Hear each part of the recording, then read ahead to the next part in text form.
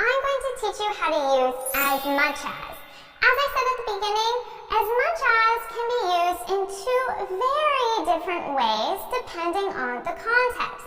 And you're going to learn how to use both of these ways by the end of the video. So here we go with meaning number one.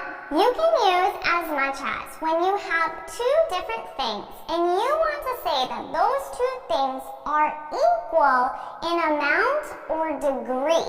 Let's take a look at an example sentence. I deserve that promotion as much as she does. As you can see in this example, we have two different things. And we're talking about amount.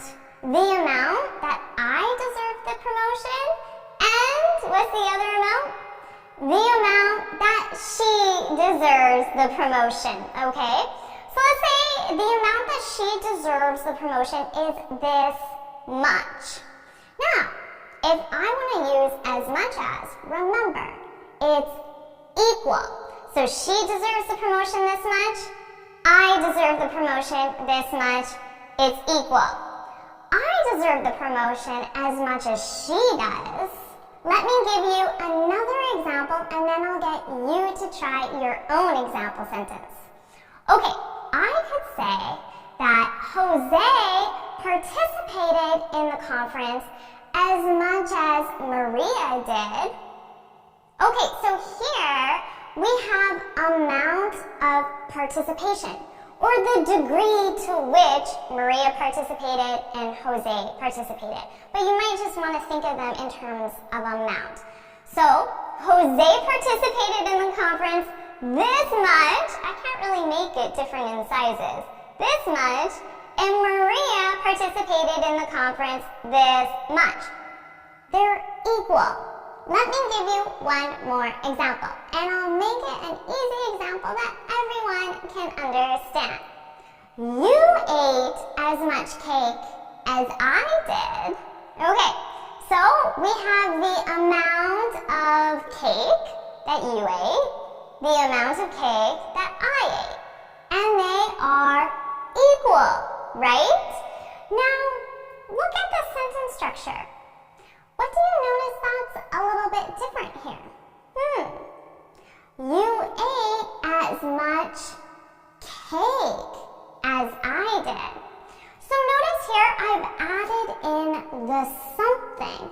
So ate is a verb, right? But if I want to specify ate what? If I want to add the something, look at the placement here. As much, something, as, okay? So that's when you're including a noun. And the purpose of that just would be to specify ate what. I could leave out cake. I can leave that something out and I could simply say, I ate as much as you did. Now, the only difference here is that I'm specifying cake, right? But if cake is on the table, it's obvious based on context that we're talking about cake. I don't necessarily need to include that in the sentence, but I wanted you to be aware of that sentence structure when we include a something. So now you know how to use the first meaning of as much as. And remember, we have two things, and they are equal in amount or degree. So now it's your turn to practice. I want you to think of an example using as much as, and put your example in the comments. I think you can have a lot of fun thinking of an example for this one. So put your example in the comments. Did you get it in the comments? Okay, great. Now let's move on to meaning number two. As much as, in our second meaning, you can think of it more in terms of although, regardless of, or despite how much. That probably doesn't give you much information, does it? So as always, it's easier to just see this in an example. I could say, as much as I want to stay, I have to go. Notice here, as much as is at the very beginning of our sentence, okay?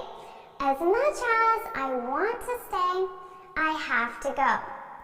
Now, you can think of this as although. Although I want to stay, I have to go. Now, what does this mean? Basically, we can think of them as two individual sentences. I want to stay, I have to go. Okay? Those are our two individual sentences. And then we're just combining them together using as much as at the very beginning. There's an easy way that this will make sense for you, and that's by using but. You're most likely familiar with but. It's one of the first transition words that students learn. So you can think of this as I want to stay, but I have to go. That could be one way that you combine these two sentences into one using the transition word but. Okay? And notice there's a contrast here. I want to stay. That's a positive, right? I have to go. That's a negative. So when we use but, there's always a positive and a negative. Now, we're using as much as in exactly the same way. It's simply the sentence structure that's changing here. So remember, we're using as much as at the very beginning of the sentence. As much as I want to stay, comma, I have to go.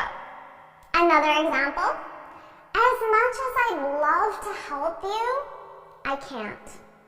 Now, this is a very common way that we may decline to do something politely. I'm letting you know, I want to help you, I can't help you. So we have that contrast, right? A positive, I want to help you, but then we have a negative, I can't help you. So we could combine those sentences with but. I want to help you, but I can't.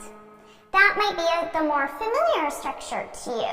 So this is just an alternative way to format, and I'll be honest, it does sound more advanced using this structure. Now remember, as much as at the very beginning. As much as I want to help you, I can't. So when you hear as much as, you know that there's going to be a contrast. So when someone says, as much as I want to help you, even if they don't say the end part, I know they're not going to help me, because that's how we use as much as is with a contrast. So just keep that in mind. It can be a polite way to decline doing something. For example, you could use it as a polite way to decline an invitation to a party. Your friend invites you to a party, and you can say, as much as I'd love to go, I can't. So as much as I'd love to, that's the positive, right? I want to go to the party. But then the negative is, I can't. I'm busy. I have to work. I have a deadline. I don't have a way to get there. Whatever the reason is, as much as I'd love to go, I can't. So that could be a polite way to decline an invitation. So now you try using this advanced structure where you need a contrast, okay? And remember that placement as much as is going to be at the very beginning. So pause the video now if you need, think of your example, and then leave it in the comments. This is definitely an advanced structure that's going to make you sound very fluent and very advanced in English. So you need to practice this. And I'm really excited to read your example in the comments. So make sure you take the time to put your example in the comments so you remember how to use this structure. Alright, so now you know two different ways that you can use as much as on a daily basis in your vocabulary. Adding this to your vocabulary is really going to help you sound fluent and natural in English. That's awesome, right? If you found this video helpful, please hit the like button, share it with your friends, and of course, subscribe. Now before you go, make sure you head on over to my website, j4senglish.com, and download your free speaking guide. In this guide, I share 6 tips on how to speak English fluently and confidently.